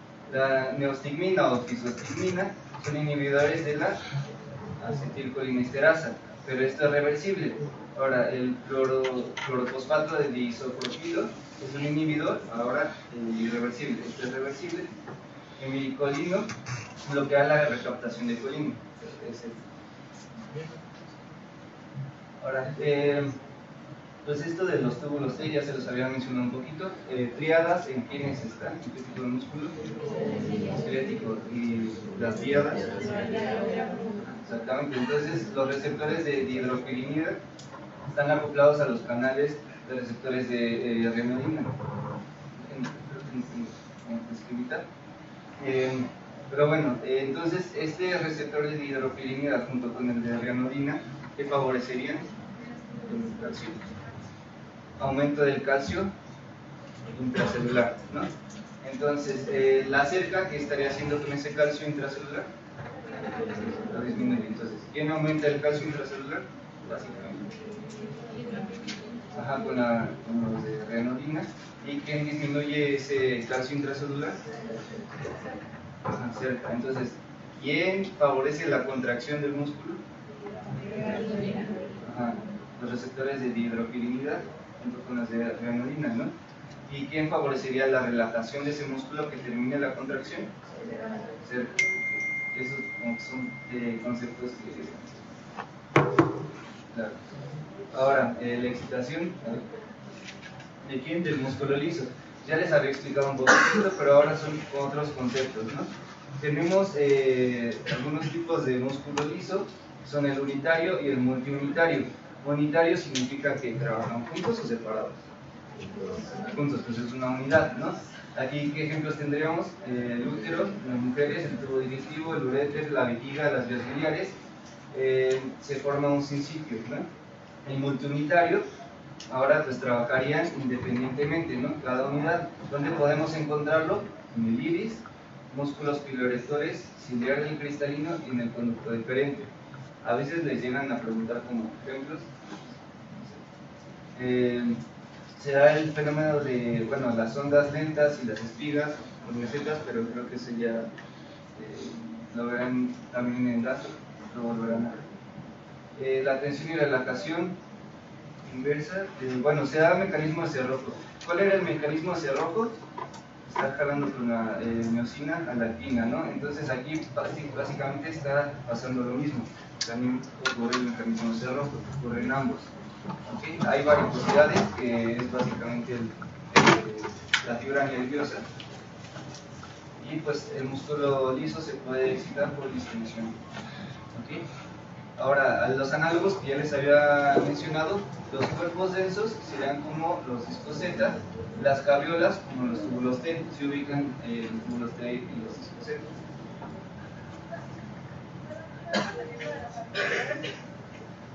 No es algo muy importante, pero pues se les llamaría como las fibras nerviosas. Entonces, esto básicamente, o sea, lo negro sería una varicosidad en el músculo liso. Son conceptos que se pueden encontrar, pero no son realmente muy relevantes. Entonces, ahora en el músculo liso hay una despolarización o por medio de proteínas GQ. ¿Ya vieron esas? GQ, GS, GI. Entonces, ¿todo el músculo liso va a estar inervado? No. ¿Todo el músculo esquelético va a estar inervado? Sí. O sea, si se denerva, pues, ocasionaría una atrofia. Entonces aquí es una diferencia. En el músculo liso podemos encontrar músculo liso que no está inervado. Entonces, básicamente, para que se contraiga el músculo esquelético se necesita de un nervio, ¿no? En el músculo liso necesitamos un nervio para que se favorezca esta contracción. No, puede ser con cualquier, bueno, no con cualquiera, pero con muchas otras sustancias, con hormonas y demás. No sé si, no lo han visto, como de vasoconstricción, vasodilatación, no. Entonces, la proteína GQ, ¿a qué podría llevar? ¿Cuál es como la cascada? O las GS también. ¿Qué aumentan? Ajá, y esto a qué puede llevar el aumento. ¿A qué cation? Ajá, podría, o sea, aumentaría básicamente los niveles de calcio, ¿no? Entonces aquí ya podemos ver otra vez que casi cualquier sustancia que nos que intervenga con las proteínas G, GS, aumentaría el calcio intracelular, y este calcio intracelular nos favorecería la contracción. Calcio, contracción, ¿no? Entonces aumenta el calcio citosólico, se forma el complejo de calcio con, que el análogo del músculo esquelético es troponina C, exactamente. Se activa esto, ya se lo mencioné, la sinasa de cadena ligera de miosina, que es la reguladora, y pues bueno, después termina la contracción por una miosina fosfatasa. Les dije que si las sinasas, ¿qué hacen? Agregan un grupo de fósforo, ahora la fosfatasa, exactamente, entonces si les fosforilan, ¿a quién había fosforilado la MLZ? A la cadena reguladora. La cadena reguladora de la miosina. Entonces, si ahora entra la miosina fosfatasa y le va a quitar este grupo fosfato a la cadena de miosina, pues, o sea, se termina la contracción, ¿no? Ya no se puede dar. Entonces, así terminaría. Ahora, el músculo cardíaco básicamente es muy similar al músculo esquelético. Pues aquí tendríamos igual túbulos T, diversos canales. Aquí está el de adrenalina. Creo que ya después explicaron un poquito. Entonces, el túbulo T, los canales de calcio de hidropirimídicos, el de rianolina, se comparten con quién? Este es el cardíaco. Con el esquelético, exactamente. Entonces, todo esto naranjita que tenemos aquí, ¿quién es? El artículo sarcoplásmico. ¿Y qué tiene? Mucho calcio, exactamente. Entonces, ahora viene la acetilcolina, luego con una despolarización, y entonces, pues, ¿qué se activa? ¿Estos qué son? Canales de calcio. Entonces, se despolarizó, entonces, ¿qué le pasa a estos canales de calcio? Se abren, exactamente. Entonces, se abren, ¿qué van a permitir? El paso de ellos. Entonces, aquí una diferencia es que el receptor de, bueno, este canal de calcio, la diferencia con el esquelético es que se va a regular mucho, es un canal regulado por voltaje de tipo L, que es lento, ¿no? Entonces en el cardíaco se va a regular mucho por muchos mecanismos, los van a ver después en cardiología. Entonces básicamente el músculo cardíaco da un aumento de calcio intracelular por un estímulo también de calcio intracelular. Igual ahora se los explico un poquito mejor. Entonces, en el músculo esquelético que tendríamos, sería el receptor de hidropirimida junto con el de rianolina. Pues, ¿dónde está principalmente el calcio? En retículo sarcoplásmico. Entonces, músculo esquelético, voy a hablar ahora. Se activa este canal de la hidropirimida, pero lo que se menciona en el esquelético es que no es tan importante ahí la entrada de calcio por ese canal. sino que el de hidropirinida lo que hace es que aquí tiene como una patita, unas conexiones con el de renina, entonces lo jala. Okay, es algo mecánico, entonces lo jala y ahora permite la salida del calcio del retículo sarcoplásmico al citoplasma. Eso en el esquelético es más mecánico. El de hidropirinida jala el de rianodina, ¿okay? Y la diferencia con el músculo cardíaco es que aquí no es tanto mecánico. Aquí el de hidropirinida sí permite la entrada de calcio, y esta entrada de calcio por todas estas vías va a promover ahora la salida de calcio. Entonces, uno es mecánico en el esquelético y en el otro es por el mismo calcio. El calcio promueve la salida de calcio en el cardíaco. ¿Okay? ¿Les quedó claro? Sí. Un poquito. Entonces, ¿quién estaría regresando el calcio al retículo sarcoplásmico? Ajá, exactamente, cerca. Entonces cerca pues termina la contracción y disminuye el calcio. Pues aquí tenemos una... Bueno, aquí como un ejemplo, aumenta el calcio y posteriormente inicia la contracción. Entonces, creo que... Sí. Esta es una contracción fásica versus una tónica. Esto se da en el músculo liso. ¿Okay? ¿Qué pasa? El rojo es calcio, aquí lo vemos, ¿no? En una fásica tenemos que el calcio aumenta intracelular y después disminuye. ¿Hasta qué nivel? El basal, el mismo que había. Entonces, el morado, que es la fuerza, pues aumenta, después disminuye y ya se termina la contracción. Es una contracción fásica, por fases, o sea, se da como varias veces. Se contrae y se relaja, se contrae y se relaja. ¿Como en dónde podremos encontrar eso? En el tubo digestivo, ¿no? Que empieza a mover esa peristalsis. Ahora, una contracción tónica. El calcio, que es el rojo, aumenta, sin embargo, regresa ¿a qué nivel? No regresa al nivel basal. O sea, sí disminuye, pero se queda un poquito elevado. Entonces, la fuerza, que es el morado, ¿qué pasa? Aumenta y después que sigue y sigue, se mantiene hasta que el calcio se va. Ajá. Entonces el calcio es necesario para la contracción. Esto, pues, mientras más calcio estemos metiendo, más se mantiene con la contracción. Entonces, en una contracción tónica, el calcio se mantiene como elevado y la fuerza igual se mantiene. Está como ahí basal. Esto ya se los había explicado del músculo liso. Entonces, aquí que está otra vez la carnodulina con el calcio y la sinasa de la cadena ligera de miocina. Entonces, esto es necesario. Aquí está como pálida, ¿no? Le dio la pálida a la miocina, pero le añadimos un grupo fosfato por esto, entonces se activa. Ahí tiene su fósforo. Entonces, ahora sí puede actuar y estar en el ciclo de cruzamiento. ¿Okay? Entonces, como un esquema para esquematizarlo. Pues bueno, esto igual son las mismas cadenas. Ahora, diferencias en sí básicas entre el esquelético, el cardíaco y el liso.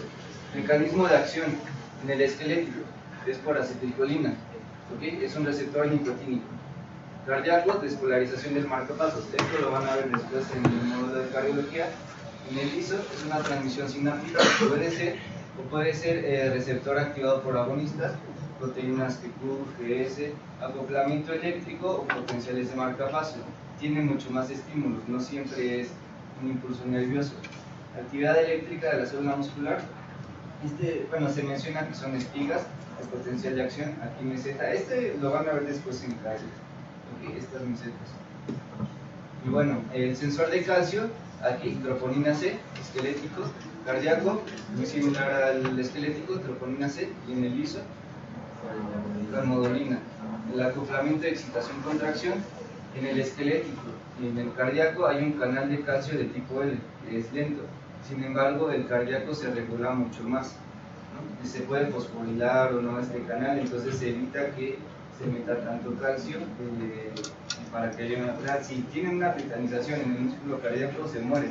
Entonces, por eso está tan regulado esto. ¿ok? Y algo así como general, en el músculo esquelético ustedes pueden, como ya les había explicado, pueden contraer ciertas fibras y ya después se van sumando otras fibras más, donde están más fuerza. En el cardíaco no es como que nada más que funcione el ventrículo izquierdo o el ventrículo derecho. En el cardíaco todo se contrae, pero se contrae más fuerte cuando hay más calcio, o se contrae menos cuando hay menos calcio. Eso lo van a ver después. Y en el liso, pues es una entrada de calcio. Pues calcio para todos, ¿no? Para los tres. Esta es de canales dependientes de voltaje y bueno, todo lo que ya les expliqué. Y finalización de la contracción, aquí tendríamos una captación del calcio por el retículo, en el esquelético, en el cardíaco, inclusive también en el liso, ¿por qué? Cerca, exactamente. ¿Y qué es MLCP? MLC, cadena ligera de miosina. ¿Y si es P? Es fosfatasa. Si es fosfatasa, ¿se acuerdan de la cabeza de miosina que estaba fosforilada? Entonces, se le quita ese grupo fósforo, entonces ya el liso ya no puede, como la cabeza de miosina, agarrar a la actina, entonces se relaja. Duración de la contracción, esto, pues no sé si lo podrían contar, pero el esquelético puede durar un poco menos que el cardíaco. El cardíaco dura más. ¿Cuál es la ventaja del cardíaco? De que dura más, que no se va a tetanizar, ¿no? Y justamente también no se tetaniza por la regulación de estos canales de tipo de calcio de tipo L. Y pues bueno, en el músculo liso puede ser de 200 milisegundos o mantenida como que contracción en la tónica, a diferencia de la clásica. Regulación de la fuerza en el esquelético es por frecuencia y sumación multifibra. Sumación multifibra es lo que les expliqué aquí, que son las fibras, las verdes, las azules, y en la frecuencia pues sería, si se le está con una misma sinapsis, se está estimulando ese músculo, el calcio aumenta, aumenta, aumenta, y igual que en el otro esquema que les había enseñado, o sea, no es como de tetanización, pero funcionaría similar. Se aumenta el calcio, y en vez de que regrese a su nivel basal, llega a la misma neurona como sumación temporal y vuelve a estimular. Entonces, ¿qué le pasa a ese calcio? Pues aumenta otra vez, entonces deja de, ya no regresa a su nivel basal, se concentra mucho el calcio, se mantiene una contracción sostenida. En el esquelético eso daría una tetanización. Entonces, regulación de la fuerza. Y pues aquí en el cardíaco la regulación de la fuerza que evita la tetanización, la regulación de esta entrada de calcio y pues que la duración de la contracción, dura más, ¿no? En el liso, pues básicamente sería la fosforilación y la desfosforilación de la cadena de miosina. Metabolismo en el esquelético es oxidativo, glucolítico, y pues en los otros dos es principalmente oxidativo. ¿Tienen alguna duda? Diferencias, tipo de contracción en el liso, en el cardíaco, en el esquelético. Es un poco. ¿Cuál es la función de la calcificación? La calcipoestrina. ¿Alguien se la sabe? Ajá, su nombre lo dice. Calcio sería de calcio y secuestrina. Entonces, esta calcipoestrina, digamos que podría estar aquí, ¿no?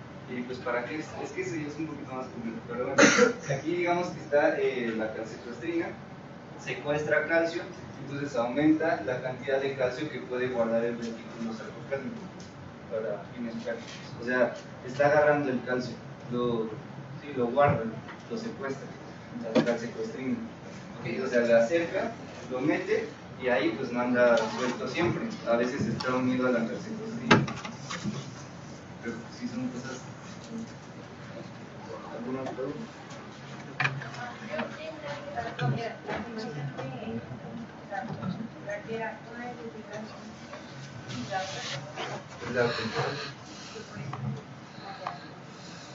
Ajá, o sea, si es mucho